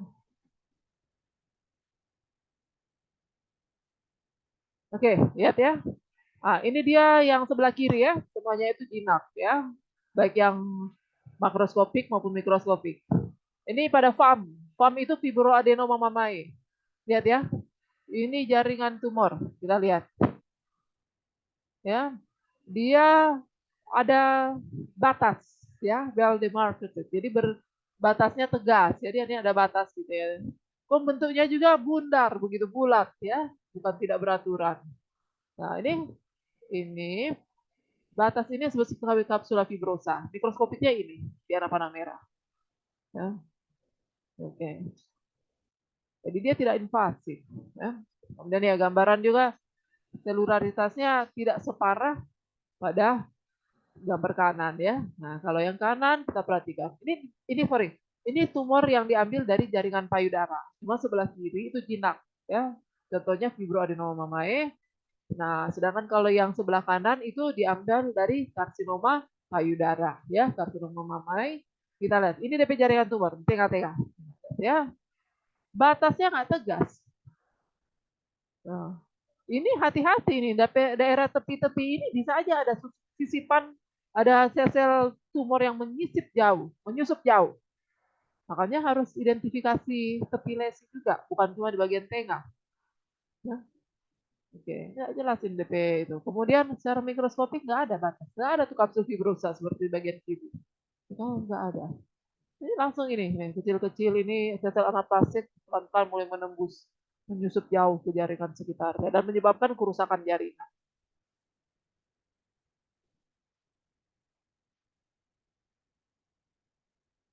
Ini gambar berikutnya. Ah, nah ini dia ya. Ini saya memang agak gaptek dari lama. Oke, ini ya pointer. Ini invasi dari saya gambar kurang jelas. Yang dilihat itu, yang benar sel-sel anaplastik menginvasi ke jaringan adiposa perikolon. Nggak ada batas. Nggak ada batas. Secara mikroskopik aja begini, secara makroskopik. Cuma kadang-kadang kalau tuh yang bagian area area mikroinvasi itu tidak kelihatan secara makroskopik. Jadi ingat baik-baik, semua tumor harus ada tumor solid. Terdapat mungkin itu ada identifikasi histopatologi untuk menentukan hal-hal begini. Ya, oke. Okay. Sekarang kita masuk ke karakteristik terakhir, paling terakhir di bagian pertama. Saya janji di paling terakhir ya. Sudah capek, sudah waktunya istirahat ya. Oke, jadi ini identifikasi itu metastasis atau kemampuan membentuk anak sebar di organ-organ jauh ataupun melakukan implantasi langsung di area sekitarnya. Ya, dan ini tanda pasti suatu keganasan. Jadi ingat ya, tanda pasti keganasan misalnya apa? Pertama, anaplasia. Ya, dan kemudian invasi. Ya, dan juga metastasis. Dan juga tentu saja laju pertumbuhan. Tapi yang paling itu penting sekali ada tidaknya anaplasia yang harus dikonfirmasi melalui pemeriksaan mikroskop, ada tidaknya metastasis, invasi. Jika itu sudah kalau ada kalau misalnya um, kalian cuma pikir ini kok ada balia kok jinak. So, biasanya kok ini kok jinak, hati-hati. Tetap semua jaringan tumor itu harus ada identifikasi mikroskopik ya. Oke, dari metastasis, kembali ke metastasis, maaf saya ngelantur. Jadi kalau metastasis adalah implantasi sel-sel tumor ya yang berasal dari tumor primer, tumor yang awal, lesi awal atau lesi primer yang melakukan implantasi. Dia menyebar untuk anak sebar yang disebut sebagai tumor sekunder dan dia bisa melakukan itu karena dia bisa melewati pertama aliran darah. Dia bisa menembus jaringan stroma di sekitarnya terus tembus, kemudian tembus endotel dan dia tembus uh, aliran darah.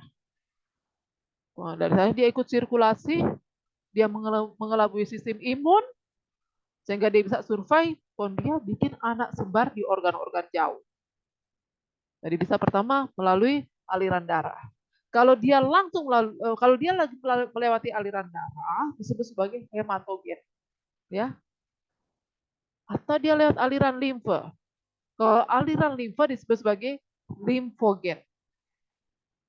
Jadi hematogen lewat sirkulasi darah, lewat aliran limfe, ya disebut sebagai limfogen. Atau dia langsung mengimplantasi langsung ke jaringan sekitarnya. Oke. Biasanya kalau tumor kalau karsinoma itu biasanya dia limfogen dulu. Habis limfogen baru hematogen. Sedangkan kalau yang sarkoma yang asal mesenkimal itu langsung hematogen. Makanya dia cenderung lebih agresif kalau sarkoma. Makanya pembagian stadium-stadium untuk karsinoma dan sarkoma itu agak berbeda polanya. Karena itu bagaimana dia cara menyebarnya itu juga menentukan karakteristik biologisnya, agresivitasnya, agresivitas biologiknya. Dan pada tempat lain, sel-sel kanker ini juga akan membentuk massa tumor baru.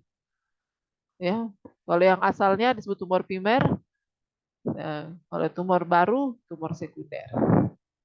Oke, jadi ini tadi sudah dijelaskan tuh, karsinoma umumnya menyebar secara limfogen, baru hematogen, sedangkan sarkoma umumnya secara langsung ke aliran darah. Kong, bagaimana dia cara menyebar? Kita jelaskan singkat.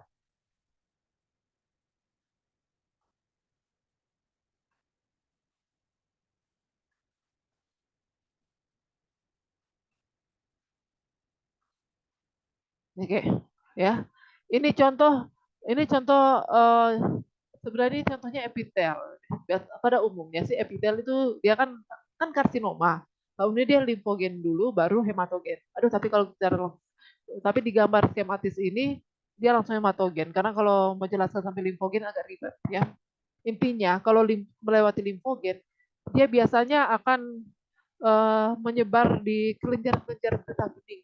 Pertama regional dulu, yang isi lateral, baru semakin lama ke kontralateral dan bahkan seluruh tubuh. Ya, makanya biasanya metastasis pertama kalau karsinoma itu metastasis KGB. KGB singkatan dari kelenjar getah bening. Oh, biasanya kalau di kelenjar getah bening itu kan banyak sekali sel-sel sistem imun, sel radang, dan kalian pernah belajar toh, kalian sudah belajar di radang akut dan radang kronik. Paling sering sih sel-sel radang kronik. Jadi mononuklear ya, sel-sel mononuklear. Jadi limfosit, makrofag, sel plasma. Nah, biasanya kalau dia melalui KGB dulu dia masih ditahan dulu di situ. Dibantai dulu sama sel-sel kekebalan tubuh kita. Itu biasa kalau kalau dia lewat limfogen. Tapi tumor ini pandai. Awal-awal dia sebagian besar tuh masih bisa dimatikan oleh sistem kekebalan tubuh kita yang pos-posnya ada di kelenjar-kelenjar getah bening. Nah, jadi pos-pos polisi atau pos-pos tentara itu di kelenjar-kelenjar getah bening. Umumnya waktu di awal-awal masih bisa, tapi sel kanker ini pandai. Lama-kelamaan orang beradaptasi, orang mengelabui sistem imun, dan bukan cuma itu, orang mensekresikan substansi-substansi yang pada akhirnya memodifikasi sistem imun di sekitarnya. Sehingga sistem imun yang harusnya serang pada orang modifikasi melalui substansi-substansi yang orang interaksi antara sel-sel tumor tersebut di sel tumor dengan sel-sel sistem imun, sampai akhirnya sistem imun jadi toleran. Nah, kalau di sini ini disebut sebagai proses immunoescaping. Akan dijelaskan lebih detail di aspek molecular cancer. Kalau dia immunoescaping, lama-lama dia senjata tahan di kelenjar getah bening. Dia lolos ke pembuluh darah. Jadi penyebaran limfogen dulu, baru hematogen. Cuma pas di gambar ini kebetulan tidak ada tuh yang limfogen, yang langsung dari karena ribet lagi. Pokoknya intinya seperti itu. Ya, kalau dia limfogen dulu, pada punya karsinoma itu dia harus lewat dulu di kelenjar-kelenjar getah bening, dia sempat tahan, diserang dulu. Baru kalau dia pandai, dia bisa survive dan bahkan dia memodifikasi lingkungan daerah pos-pos militer sistem imun tubuh kita, dimodifikasi sehingga yang tadinya tuh tentara-tentara tubuh kita yang harusnya melawan sel tumor ini malah toleran, malah memfasilitasi dia untuk menyebar lebih jauh. Intinya itu. Oke, sekarang kita kembali ke gambar ini ya, kita jelaskan. Ini contoh suatu keganasan ya. Jadi asal epitelia. Ini sel-sel yang mulai transformasi. Misalnya dalam hal ini dia mulai transformasi oleh karena mutasi sinar UV light. Karena UV light itu bersifat karsinogenik, terutama UVB. Dia bisa merusak DNA kita, terutama orang yang berkulit putih karena apa? Karena payung melaninnya itu kebanyakan komposisinya proporsinya lebih banyak feomelanin. Yang mana feomelanin ini dia bersifat meneruskan energi radiasi dari sinar UV light. Nah, tembus di daerah kita terjadilah mutasi dan kalau mutasinya itu terkena pada gen-gen regulator, baik itu misalnya saja proto-onkogen, nah, dia mengalami mutasi gain of function, mutasi aktivasi, dari yang tadinya dia hanya bertumbuh kalau ada stimulus eksternal, nah, tapi karena mutasi biar tidak ada stimulus eksternal bertumbuh terus. Atau masalahnya mutasi pada gen-gen suppressor, misalnya P53 atau gen dan lain sebagainya. Intinya terjadi mutasi inti yang dari inti pada yang mengenai gen-gen regulator. Nah, gen-gen regulator ada apa ya yang berhubungan dengan karsinogenesis. Pertama proto-onkogen yang kalau mengalami mutasi aktivasi disebut sebagai onkogen. Dia disebut sebagai akselerator atau gas pertumbuhan. Jadi kalau mau dibawa auto, dia tuh DP gas. Nah, kalau gen regulator yang berperan dalam menekan proliferasi itu tumor suppressor gen. Nah, kalau dia mengalami mutasi inaktivasi, maka dia tidak bisa rem itu pekerjaan dari aktivasi berlebihan dari proliferasi. Ya, jadi dia kok sama dengan rem. Sama dengan kalau orang ngebut perlu direm toh, kalau dia tabrak. Kalau bawa auto tuh, nah itu kalau tumor suppressor gen jadi DP rem. Brake ya. Oke, satu akselerator atau gas, satu DP rem. Nah, contohnya banyak, ada masing-masing contohnya banyak. Atau dia masalah di regulasi apoptosis. Atau jadi regulator ketiga kelompok gen apoptosis, dan terakhir kelompok gen DNA repair gen. Nanti kita jelaskan sebentar. Pokoknya itu 4 kelompok gen regulator. Ingat ya, kelompok. Kenapa kelompok? Karena satu kelompok bisa banyak gen yang sifatnya kurang lebih fungsinya lebih ke akselerator pertumbuhan, kayak kalau dia termasuk dalam kelompok protein ke gen, kalau dia atau kalau misalnya itu dalam regulasi apoptosis, maka dia kelompok gen pro atau anti apoptosis ya, kelompok ya. Nah, jadi karena satu kelompok bisa banyak gen dengan fungsi yang serupa. Oke. Kalau mutasinya cuma kena di gen yang cuma bikin gigi jadi tonggos, itu nggak akan jadi cancer. Atau bikin pikun. Tapi kalau mutasinya kena di salah satu atau lebih dari satu kelompok gen regulator itu yang berpotensi menjadi tumor. Ya, kalau dia ganas, berarti dia punya kemampuan untuk bermetastasis. Ya, dulu metastasis dia invasi dulu. Bagaimana prosesnya kita lihat di sini ya. Jadi ini yang kalau yang warna hijau tua itu tuh yang mengalami transformasi maligna, transformasi menjadi ganas. Nah, dia punya kemampuan pertama, dia bisa mengsekresikan elemen-elemen seperti kolagenase yang bisa menghancurkan atau mengurai membran basalis. Nah, karena dia bisa itu jadi dia bisa lewat tembus membran basalis. Dan dia juga punya kemampuan yang disebut sebagai uncourage independent. Uncourage itu artinya sifat sel-sel tumor yang mampu tetap bertumbuh dan tetap survive maupun lingkungan sekitarnya tidak menunjang. Uncourage independent ya. Kemudian antara satu sel tumor dan sel tumor lain itu koherensinya atau kohesi dan adhesi itu sudah teratur. Ya, jadi sudah molekul-molekul integrin dan ekaderinnya sudah tidak diekspresikan. Jadi dia saling terlepas satu sama lain. Itu memudahkan dia untuk menembus. Pertama ditembus membran basalis dulu, lalu kemudian dia juga bisa mensekresikan di antaranya matriks metaloproteinase. Misalnya atau disingkat MMP, karena MMP2 dan MMP9. Dia sekresikan itu, dia buka jalan for DP diri. Nah, jadi kan di daerah stroma ini kan seharusnya banyak matriks metaloprotein yang berfungsi sebagai jaring molekuler supaya sel-sel itu tetap pada koridornya. Tapi karena dasar nih sel-sel tumor ini juga sudah punya kemampuan untuk mencerna matriks metaloprotein melalui MMP2, MMP9 dan lain sebagainya, makanya dia bisa lewat, dia buka jalan per DP diri. Bahkan dia bisa membentuk pseudopodia. Harusnya pseudopodia itu ada di apa? Sel-sel kalau belajar di radang. Sel-sel leukosit yang melakukan proses kemotaksis. Nah, dia niru sifat itu, dia bikin pseudopodia, dia bikin gerakan-gerakan amoeboid. Ya, sampai akhirnya dia bisa lewat.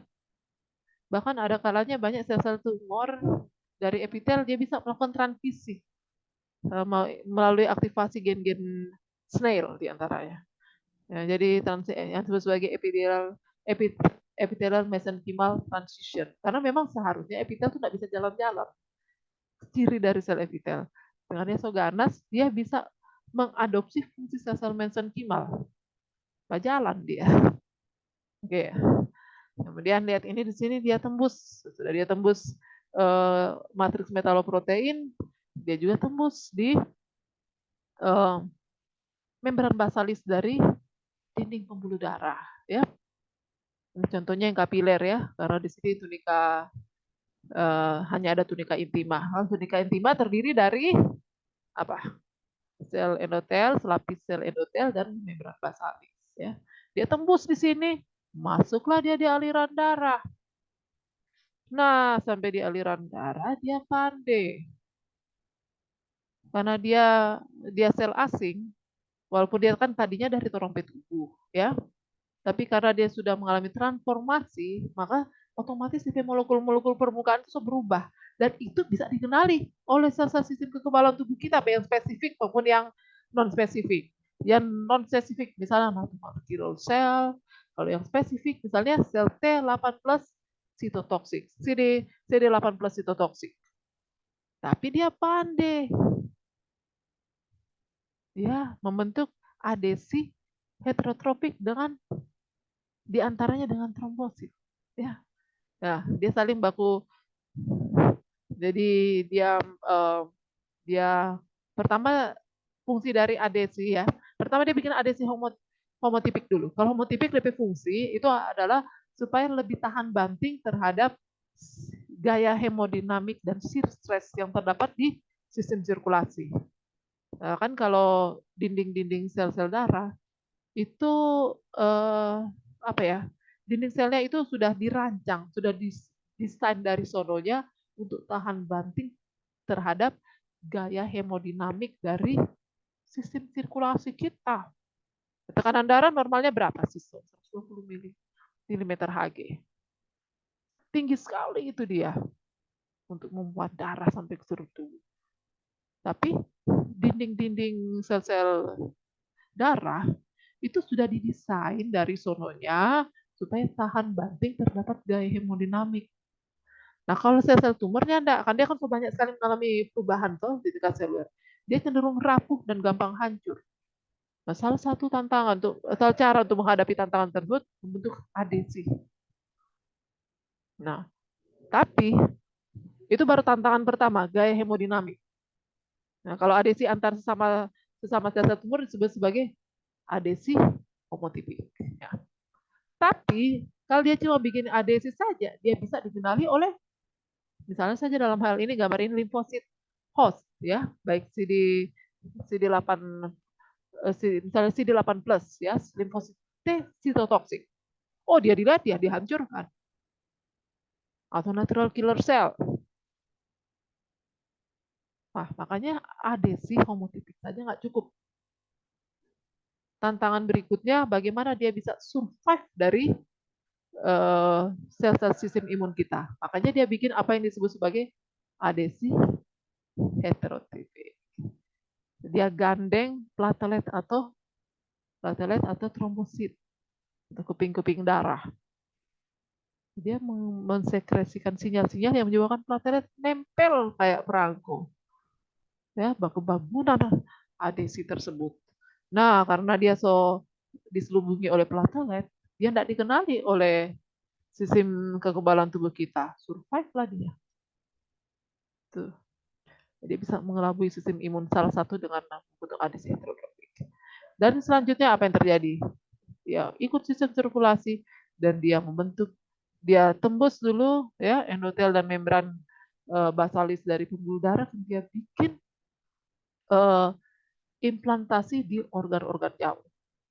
Nah, tapi ingat, tidak semua proses implantasi itu berhasil. Ya, implantasi di organ-organ jauh. Ya, ada yang disebut sebagai, ingat baik-baik ya, tropisme. Jadi itu cocok-cocokan. Ya, ada jaringan, kayak jaringan limpa. Jarang sekali terjadi proses metastasis.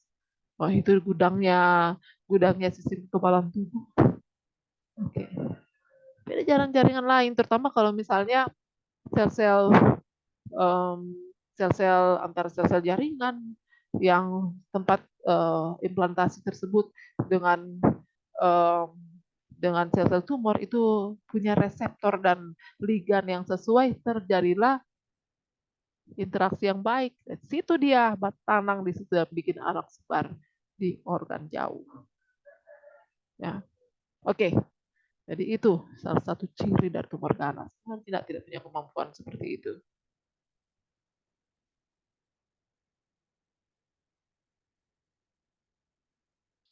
Ini sudah selesai. Ini dia cuma di gambar. Ini terakhir sekali. 2 slide terakhir. 3 slide terakhir. Oke, ini contohnya anak panah banyak. Ini adalah jaringan-jaringan tumor sekunder. Jadi metastasis ya pada organ hati. Metastasis yang multiple. Ini anak. Harusnya organ hati tidak seperti ini ya. Yang putih-putih, yang warna putih terang. Ini kuning, ya kuning pucat. Itu adalah fokus metastasis tumor. Kemudian gambaran mikroskopiknya seperti ini. Cuma sayang ini tidak jelas. Jadi ini banyak sekali kita lihat adanya infiltrasi sel-sel tumor ganas di sela-sela jaringan hati. Ya. Nah, ini tadi ringkasan dari perbedaan karakteristik tumor ganas ya. Diferensiasi dan anaplasia. Ingat baik-baik, diferensiasi tumor jinak diferensiasinya baik. Dan strukturnya menyerupai jaringan asal. Kalau struktur yang menyerupai jaringan asal disebut juga sebagai tipikal. Sebaliknya tumor ganas bersifat atipikal, ya umum karena strukturnya hampir tidak bisa dikenali, ya. Ataupun kalau dikenali, tapi tetap jauh dibandingkan asal selulernya. Oke, kemudian dia bisa diferensiasi baik, tapi sampai ada diferensiasi. Tapi ingat mau diferensiasi baik kayak buruk kayak tetap dia ada gambaran anaplastik yang apa ditandai dengan apa kalau gambaran anaplastik inti hiperkromatik kasar ya, kemudian rasio inti dan sitoplasma mendekati 1:1, kemudian kadang-kadang kita bisa menemukan adanya aktivitas mitosis yang abnormal. Oh ya, kemudian juga ada gambaran prominent nukleoli, gambaran pleomorfik inti dan sitoplasma antara satu sel tumor dan sel tumor lain, dan lain sebagainya. Bentukan sel datia tumor, disorganisasi atau gangguan polaritas jaringan dan sebagainya. Dan laju pertumbuhan ya, kiri dan kanan bisa dipahami itu. Kalau yang tumor jinak bersifat progresif dan lambat dan pada umumnya tergantung dari stimulus eksternal. Kemudian gambaran mitosisnya normal ya, dan aktivitasnya rendah. Jarang sekali orang temukan yang jinak, hampir tidak ada tuh gambaran mitosis. Tapi kalau yang tumor ganas sebaliknya, perlu inkonsisten, bisa lambat ataupun cepat, dan bersifat autonomik, tidak tergantung stimulus eksternal, bertumbuh terus. Dan bisa ditemukan adanya gambaran mitosis abnormal dan lebih banyak aktivitasnya tergantung dari seberapa buruk, seberapa agresif karakteristik biologinya. Kemudian poin ketiga, kalau tumor jinak itu tidak berinvasi dan bisa membentuk jaringan ikat yang membatasi jaringan tumor dan jaringan normal, disebut sebagai kapsula fibros. Sebaliknya kalau tumor ganas bisa berinvasi dan menginfiltrasi, menyusup jauh, menembus jauh stroma jaringan sekitarnya. Dan terakhir, kalau tumor jinak tidak ada metastasis dan tumor ganas ada. Walaupun ada juga tumor-tumor borderline seperti basal cell carcinoma yang tipe non-agresif yang jarang bermetastasis. Tapi secara umum hampir sebagian besar tumor ganas itu bermetastasis. Makanya dulu untuk tumor-tumor borderline, contohnya basal cell carcinoma, dulu dikira basal cell carcinoma itu tumor jinak. Makanya nama lain, istilah jadul dari basal cell carcinoma atau karsinoma sel basal, disingkat KSB, itu dulu disebut basalioma karena memang tidak terlalu invasif. Ada sih yang kecuali yang tipe-tipe agresif, varian yang agresif. Tapi varian yang biasa noduler itu laju pertumbuhannya lambat, tidak terlalu invasif, dan juga tidak bermetastasis. Makanya dulu disebut basalioma. Tetapi ternyata setelah dilakukan identifikasi mikroskopik, makanya kenapa identifikasi mikroskopik atau konfirmasi histo PA itu penting. Ternyata sel-selnya anaplastik. Cuma anaplastik derajat rendah.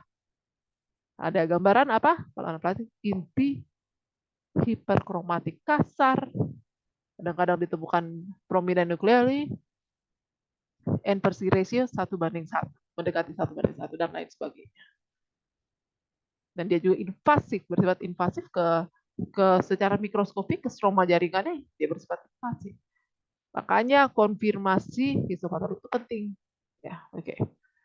Nah, ini biasanya tumor-tumor borderline ini yang dia berada di tengah-tengah. Tapi pada umumnya sebagian besar tumor borderline itu dipertimbangkan sebagai suatu keganasan tetapi derajat rendah. Ya karena itu, walaupun dia borderline, tapi secara mikroskopik kita melihat ada gambaran anaplasia, walaupun anaplasianya derajat rendah. Oke, sampai di sini saya janji ya ini yang terakhir. Oke, ya, jadi bagian paling bawah basal sel karsinoma ya, salah satu contoh tumor borderline yang ternyata adalah suatu keganasan. Ini daftar referensinya. Terima kasih, selamat belajar.